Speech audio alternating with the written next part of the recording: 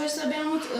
Şimdi Doğan'a bir şaka hazırladık. Böyle bu su böyle şekerli tuzlu bir şey, kusulacak bir şey. Ya kusacak mı bilmiyorum.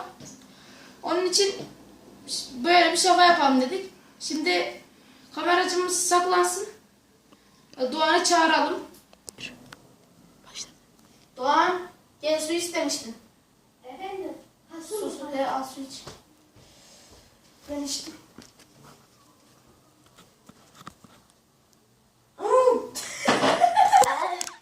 Midem kalktı.